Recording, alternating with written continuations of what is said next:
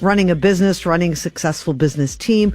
We'll talk to Martin just after 9:30. Saw this story today. So one of the Dixie Chicks, Natalie Maines, her divorce has been held up by a prenuptial agreement wrangle with her estranged husband. According to legal documents, her husband is challenging a ruling that he will not receive any spousal support from the singer, as per the terms of a valid enforceable agreement that he acknowledges he signed in 2000.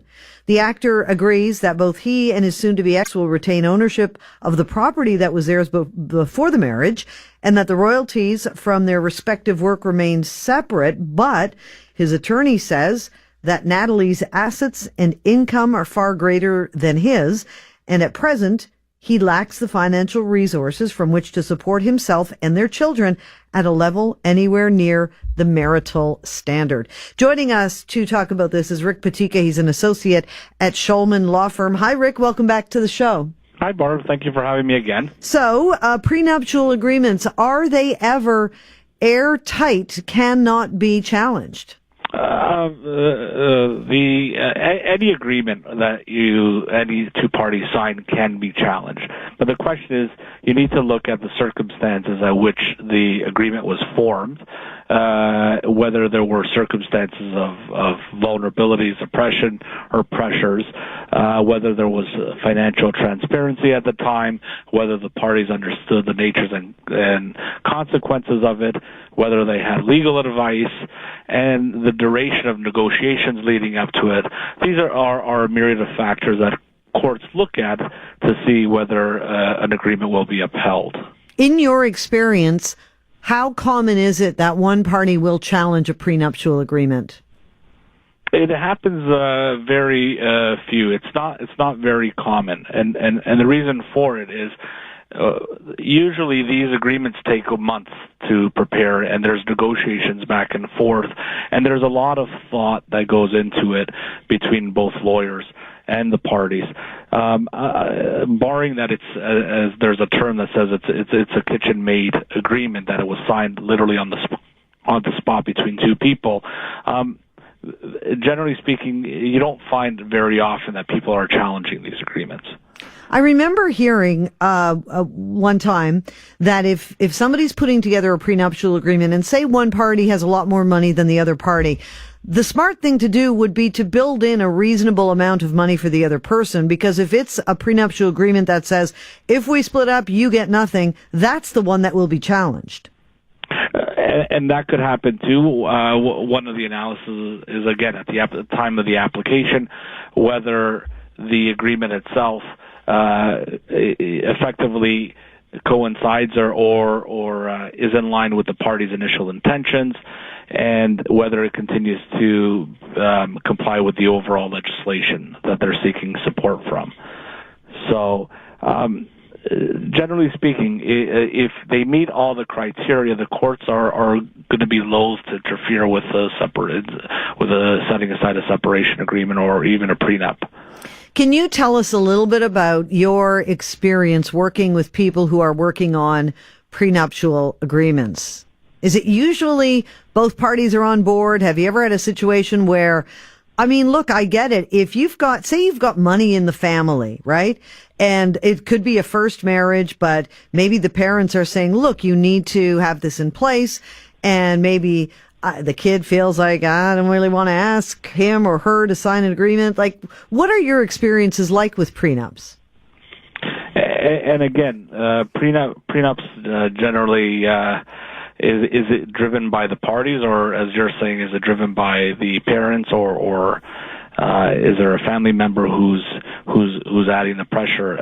Really, the job of the lawyers is to find out, is there any pressure? Is this what the intentions are of the parties? And to see that the terms are generally fair and it's not totally one-sided. Have you... I'm trying to get some dirt, and you don't have to name any names, but I find this very interesting. Like, I just can imagine that it would be difficult in many cases for both people to look. The thought going in is, well, if we're getting married, why do we need a prenup? A prenup is almost predicting the fact that we're going to get divorced. So how do you, as a family lawyer, explain to someone the value of a prenup if they're not interested in signing one, or do you? Usually, Barb, this is someone's own choice, and we recommend the pros of having a prenup in the sense that it sets out what the roadmap is in the event that they were to separate or things go soured years later. So it gives them a level of certainty in that respect. And if somebody is listening and perhaps they're interested in doing a prenup and they're hearing that, prenups can be challenged on a number of different levels. If someone's thinking, well, why should I bother getting a prenup if it's likely going to be challenged down the road? What would you say to that? Well, if it's done properly, and like I said, it's not a rushed agreement.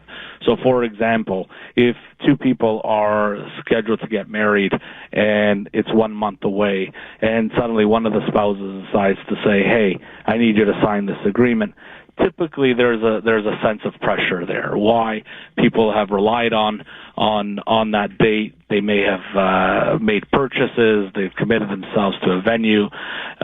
People may be coming in from out of town, so they've actually committed to it. There's a sense of pressure. In cases like that, it wouldn't be advisable to sign a prenup because there's an element of duress or pressure, and likely that if that agreement would be challenged, a court would likely set it aside in that situation. But if it's done properly and there's an ample amount of time that both parties have had time to speak with their lawyers, they've considered what the ramifications are, there was full transparency, financially speaking, of what they're releasing rights to, whether it's property or support in terms of income, then those agreements tend to be given or afforded a lot of weight. Rick Patika, always interesting. Thank you very much for this. Thank you for having me. Take care. Thank you. You too. He is an associate at Shulman Family Law. Okay. Do you have a prenup? I'm really curious about this because, I don't know, he didn't really get my humor when I said I wanted dirt. He kind of didn't react. Oh, well, I tried. He'll get to know me over time. But I wonder, though, you don't have to tell us your name, but what is your prenup story? Do you have one? Were you not tucked into one, but was it not your idea and you came around? Did your parents pressure you into getting a prenup? Or perhaps it was a second marriage for one or both of you and you had some property and you figured it would probably be a good idea to get a prenup. I would love to hear your prenup experiences.